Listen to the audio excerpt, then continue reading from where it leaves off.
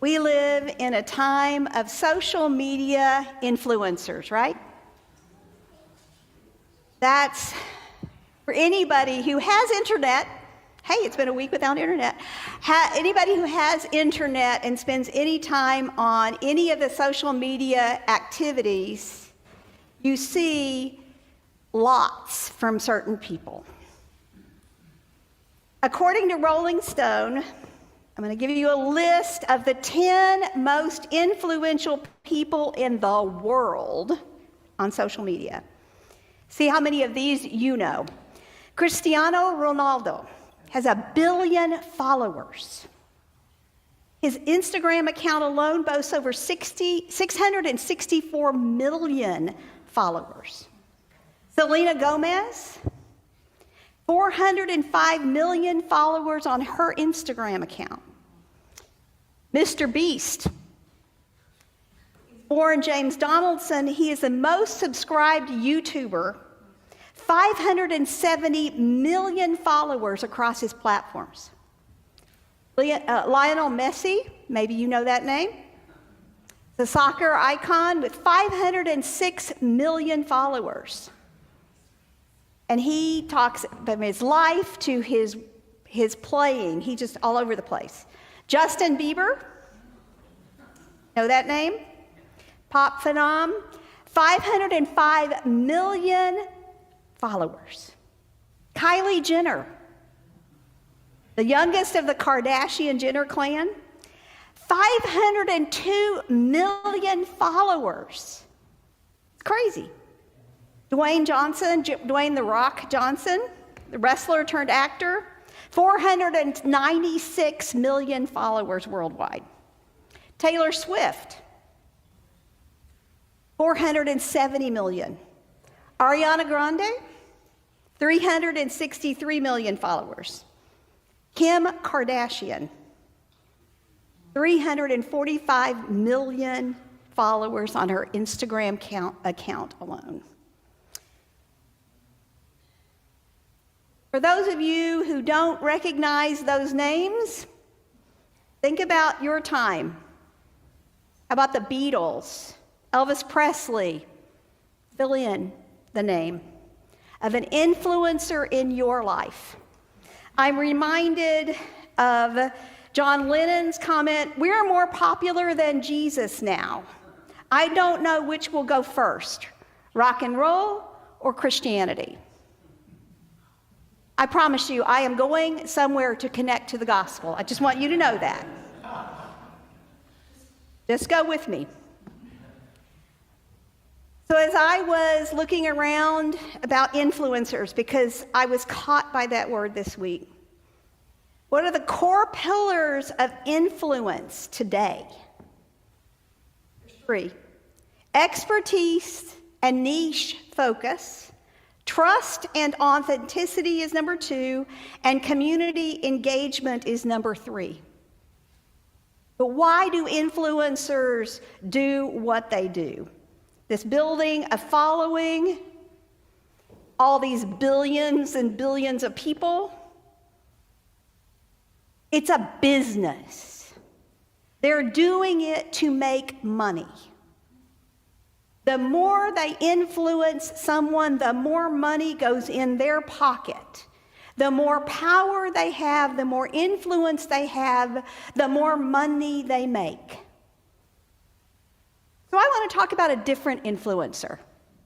About 2,000 years ago, someone who walked around and people followed. We know that there were at least 5,000 men, plus women and children, so you could probably say 15,000 people at one gathering. That influencer, Jesus of Nazareth, is who we're talking about because we're here today for. So what's the difference between Jesus, the influencer, and the influencers of today? This is the list I came up with based on our gospel text. The first is compassion. Jesus said, The people were harassed and helpless like sheep without a shepherd. So Jesus wasn't doing this to gain power. He was doing this because God loved God's people. The second thing that's different about Jesus is Jesus shared leadership. He wasn't a sole influencer. As that list of 10, you notice it was 10 individual names. Instead, Jesus summoned the disciples and gave them authority over unclean spirits. And we know his followers' names today. Because Jesus didn't need that power and control. Jesus, in this way, was a little like the influencers of today who have their specific area. He says, I am going to the lost sheep of the house of Israel. That was Jesus' first plan. Jesus came to and was with the people of Israel, the first people, followers with Abraham. And yet, Jesus didn't limit it to just those people. The Samaritan woman, other stories that we have of people who were outside of that community that Jesus connected with and didn't say you don't belong.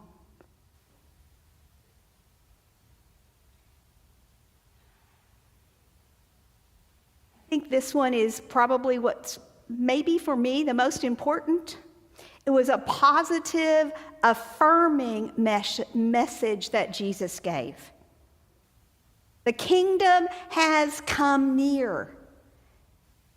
God is near and here with you. It's a message of love that Jesus gave continuously. That message that centered on, you are my beloved. The same message Jesus received at his baptism when the skies opened.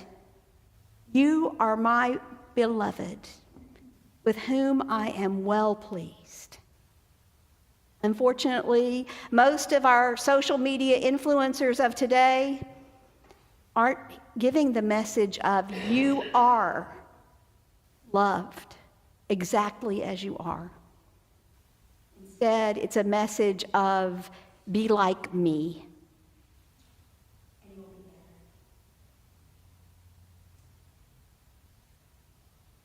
Jesus also had a difference in the way he influenced because he said give instead of take.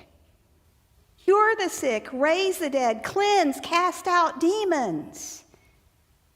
Take care of those who you make contact with. It wasn't see how much you can get from them. That's actually give freely without expectation.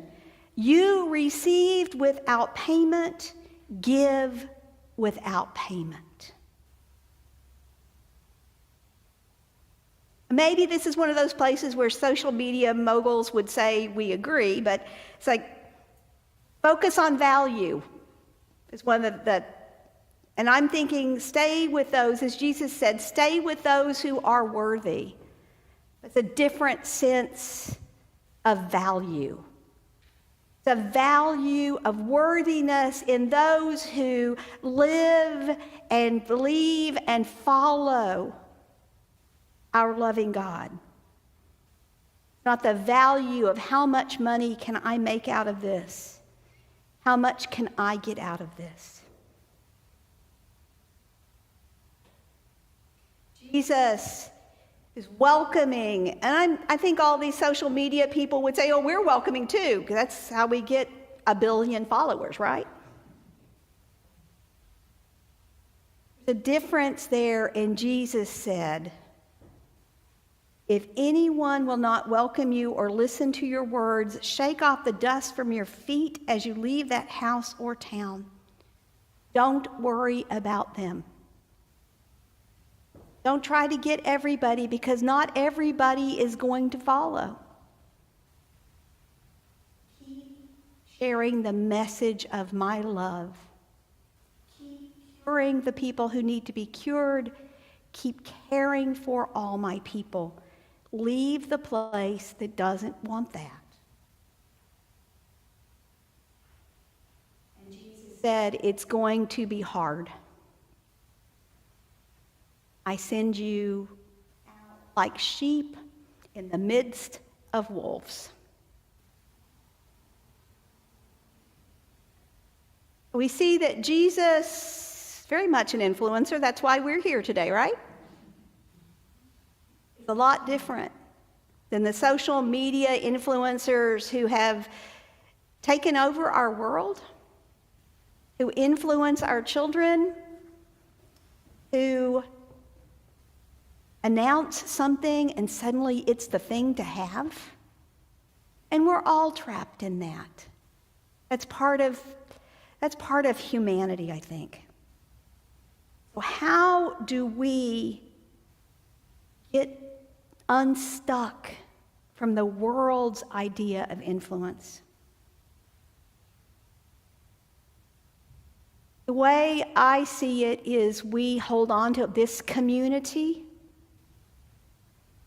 We stay in a community that continues to lift us up, to help us make good decisions, to help our children make wise decisions. We read the stories that are our history. In today's Old Testament text, the Israelites, the story of their own struggles to not be influenced by all the people around them. That is the story of God's people. It's a struggle to maintain their identity. And yet Jesus says, or God says, Yahweh says to the Israelites, I have raised you up on eagle's wings. I will continue to care for you. I will protect you so that you can share with others who I am. Our Romans text reminds us that it's not easy.